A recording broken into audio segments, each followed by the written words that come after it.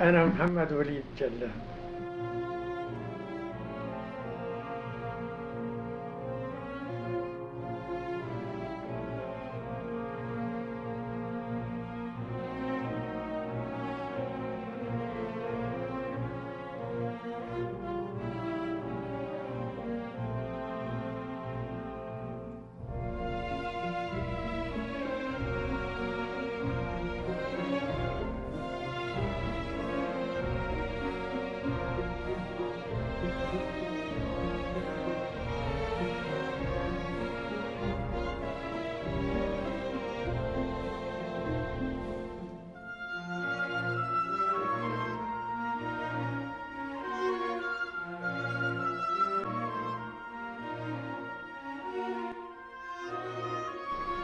ولدت في أيار 1935، 23 أيار بالضبط. ولدت هون في المنطقة تقريبا اللي نحن عايشين فيها، في حارة العاني بيسموها، قريب من شارع العربي. كان والدي ضابط في الجيش العثماني. هو تخرج من دار معلمين بيروت قبل الحرب، ثم في الحرب جند من جندوا ضابطا في الجيش، ووصل إلى رتبة يوزباشي، يعني نقيب في الجيش العثماني، وشارك في الحرب الأولى، وكان في بئر السبع ومعركة السويس. لما دخل الجيش العربي بقيادة الأمير فيصل، التحق بالجيش العربي. ثم لما يعني صار الانتداب الفرنسي، طبعا انسحب من الجيش العربي، فأصبح دخل في سلك الدرك يعني السوري الفرنسي. ثم أثناء الثورة السورية يعني يبدو أنه حدثت مشاكل، أو صار يعني السبب، يعني هو اتهم بأنه يتعاون مع الثوار، فاستقال من الدرك. استقال من الدرك سنة 1926 أثناء الثورة. وبعد ما التحق بسلك التعليم باعتبار اختصاصه الأصلي ما هو أهلية التعليم، وبقي في التعليم إلى وفاته.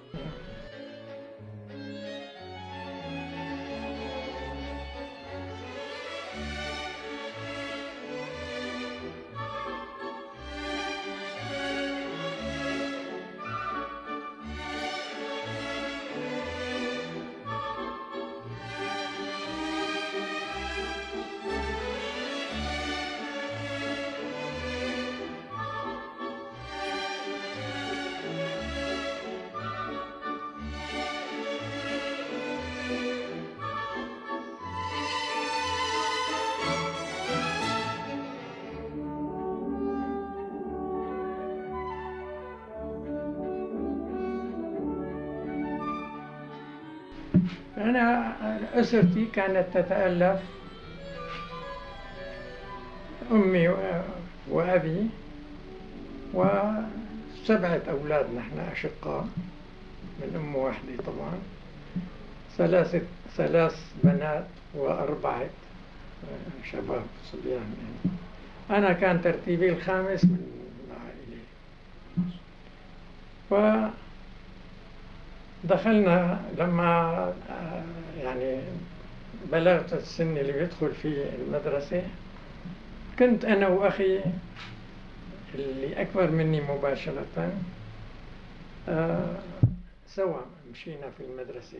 بعد أن حصلت على شهادة الدراسة الابتدائية سنة 46، دخلنا إلى ثانوية، دراسة ثانوية في مدرسة، في الثانوية الثالثة اللي بعدين صار اسمها ابن خلدون. هذه الثانوية الثالثة كانت في الجبخانة، يعني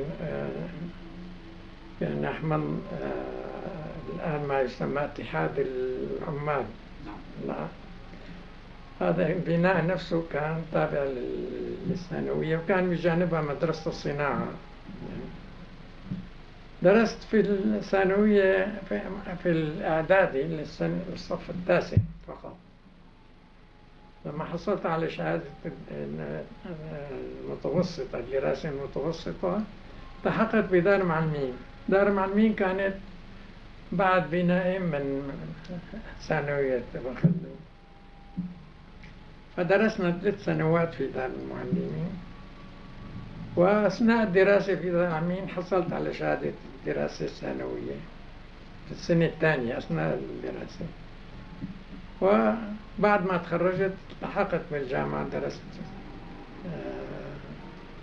حصلت على شهادة الثقافة العامة. كانت الدراسة في الجامعة شهادات، كل صف شهادة. حصلت على شهادة الثقافة العامة، ثم تاريخ عرب وإسلام. وفي السنة الثالثة التحقت بالجيش الاحتياط، يعني دراسة احتياط، باعتبار كنت معلم مسجل. يعني بعد تخرجي من دار المعلمين درست في أول شيء في مدرسة أبو تمام في قرية جاسم في حوران، بقيت فيها 4 أشهر. ثم نقلت إلى دمشق المزة، مدرسة الشريف الرضي، أكملت فيها السنة الأولى من تدريسي. ثم في السنة الثانية عينت في مدرسة عماد الدين زنقي بحمام الدرب في الميدان. وفي الصيف، في صيف 1956 استدعيت الخدمة العسكرية. فالخدمة العسكرية عطلت لي الدراسة في الجامعة. أثناء الخدمة العسكرية درست أنا في مدرسة قبل ضباط الاحتياط في حلب، ثم في مدرسة مدرعات، وتخرجت مرشح. في حوادث عام 1957 العدوان التركي على سوريا بهذاك الوقت كان، استنفرنا، فعينت قائد فصيلة مدرعات دبابات، وفي سرية من سرايا المدرسة، يعني سرية مدرسة مدرعات شكلوا منها عدة مدارس، عدة سرايا، وهذه السرية كنا في حمص. في الأثناء اجت برقية من القيادة انه من يرغب من الضباط الاحتياط المرشحين انه التطوع في الكلية الحربية ويدرس اللغة الروسية، ليكون مترجم في الجيش. فكان انقبلت. طبعا الدراسة باللغة الإنجليزية والمدرسين روس، ففعلا التحقنا بالكلية الحربية طلاب بدورة اللغة الروسية، وحصلنا على شهادة الكلية الحربية، تخرجنا منها كضابط مدرعات ومترجم لغة روسية. وهكذا بدأت الحياة العسكرية، وبالتالي لم أتمم الدراسة الجامعية تبعي، وإنما كانت بقى الكل يعني الثقافة اللي حصلت عليها من خلال الترجمة. طبعا خلال المدة كمان عملت في القطاعات كما يعني بصفة ضابط يعني. لكن أكثر القطاعات اللي خدمت فيها هي الأكاديمية العسكرية، يعني الإدارات في الجيش، يعني مشان العمل الترجمة. وترقيت في العمل في الرتب باعتبار ترجمت في اختصاصات مختلفة.